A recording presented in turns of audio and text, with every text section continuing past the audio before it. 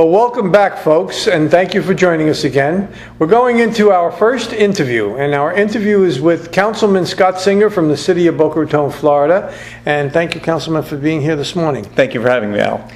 Councilman Singer has been doing some very interesting stuff here in Boca Raton. Boca Raton is about to go through a major waterfront redevelopment project, and the councilman has actually taken the lead in that effort.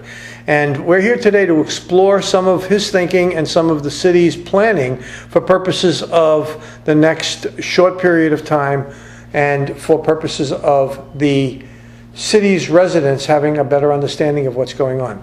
So about, I don't know, a couple of months ago, the residents began to do some demonstrations in City Hall about an alternative vision to the wildflower site, but expanding that notion to the use of all publicly owned property along the intercoastal here in Boca Raton. And that effort has resulted in your actually taking a very positive, proactive position with regards to the waterfront. So maybe you could give us a little bit of recap of how we got to where we are, and then I'd really like to explore what you did last night, which was an incredible demonstration of public participation. So my first stop is for you to take over and give me your monologue. Well, thank you, Al. It's really not a monologue. I'm looking forward to dialogue, as I do with all residents. I think the conversation actually goes longer than just the last few months. At our goal-setting session in 2015, we made a comprehensive waterfront strategy a priority, and I have to give credit to Councilmember Mike Millay, who's been pushing for a larger look at the waterfront going back years. That track has been proceeding, and the city sent out a request for proposal for consultants to talk about all of our waterfront properties. That process has continued. We have a consultant who's going to begin work. We'll have community input there, and that looks at everything: Wildflower, Silver Palm, Red Reef, and the other waterfront-owned properties, Spanish River Park included. In the last few... East and west side of the intercoastal? Yes. Okay. We're going to be looking at all of that.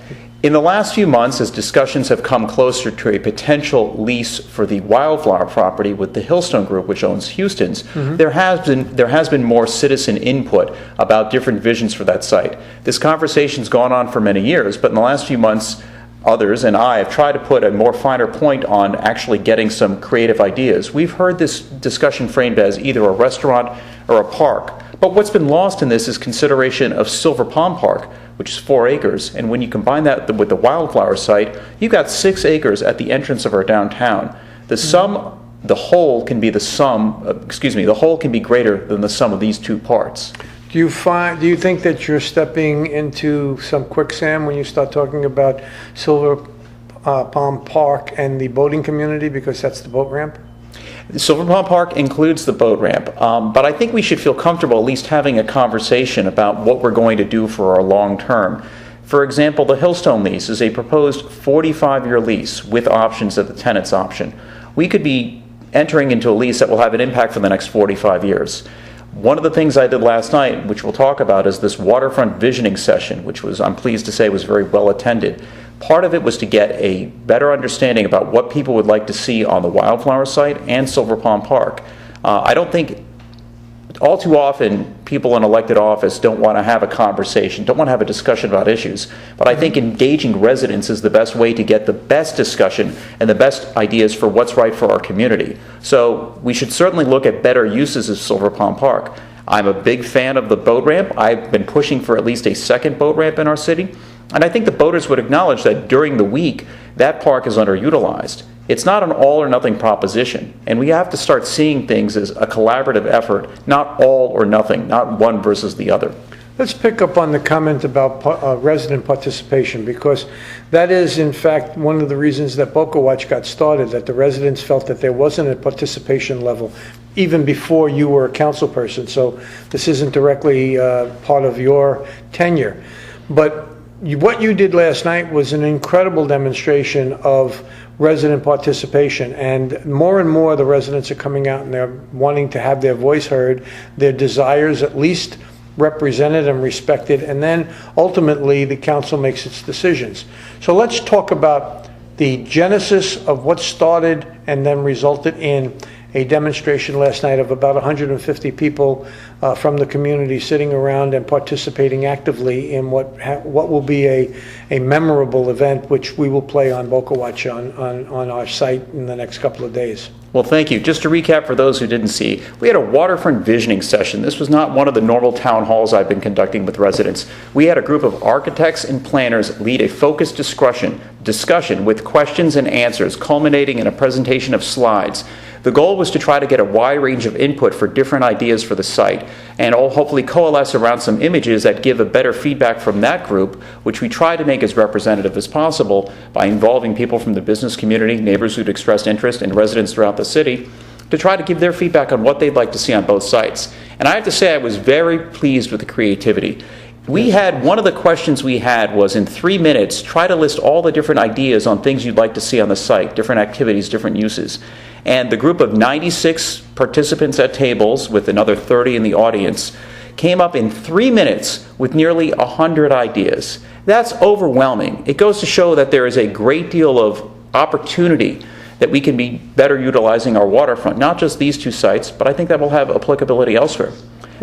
You had actually attracted a significant amount of talent to participate in what you did last night. You had you had more than two architects involved in this thing. Andrea O'Rourke was a participant, and she did that whole presentation for the council on place setting. And then these architects, how did you recruit them? You tell me who they are and how you recruited them. My pleasure, because a great deal of gratitude I owe, and I think a lot of people owe, but I especially owe, to helping make it such a successful event. Andrea O'Rourke and two local architects, Jose Barrera and Margaret Fitzsimmons, came to the council in the Beach Park District over the summer, presenting a variety of ideas for the different sites. Others had been talking about this idea for a while, including architect Jonathan Colby. Those three were three of the 5 architects involved in the planning committee. Derek Vanderploeg volunteered, and we were very blessed to have the talents yesterday of Mr. Ken Hirsch, a local architect who's been holding visioning workshops like this for about 20 years. He did a fabulous job. He certainly did. He's very experienced in this, and the visioning session we had was a question and answer period, an interactive process, which is what apparently the American Institute of Architects has been doing for decades. Ken's very experienced in leading this, and he was the perfect leader for yesterday. Credit to him. Yes, credit to him, because he kept it on a positive note, he kept it moving forward, and he didn't allow for distraction. Sometimes, as you know, in your community meetings, you've had a bunch of us sit in the audience and raise our voices perhaps louder than necessary. But last night he was a disciplinarian and didn't allow that to happen. And the people reacted very nicely because the people kept it positive. I think so, and the positivity was the key. We started at the outset that this wasn't a venting session about the history of the wildflower or what the city could have done better or should have done better. I said that I'd be available for comments afterwards, and I always am. The point was to try to generate some positive ideas on what people like to see. And I'm happy to talk about some of the initial findings. We're still processing a lot of the data, and it's still sinking in. Okay, well, this is going to be an ongoing conversation. I appreciate that you took the time today to come and give us some insight, and we will, of course, be moving that forward. The residents, I think, last night demonstrated their pleasure at being asked to participate. Now, you were there last night. You hosted it as a city-sponsored workshop, and now you're in the position where you have to bring it and present it to the other 4 members of the City Council. How do you expect to go about doing that, and what kind of result do you think you'll receive? Well, at next week's council meetings, I'm going to be bringing this up, a summary of the proceedings, talk a little bit about it, and talk some of the findings. I'll show some of the slides of the 86 we presented that got the most votes, try to represent what people talked about. I think it was striking that the 2 most popular slides depicted a wide walkway along the waterfront. Yes. And I think that has lessons whether or not a Hillstone deal goes forward as proposed. The walkway that is part of the current side plan could be widened, and I think you'd find strong support for that.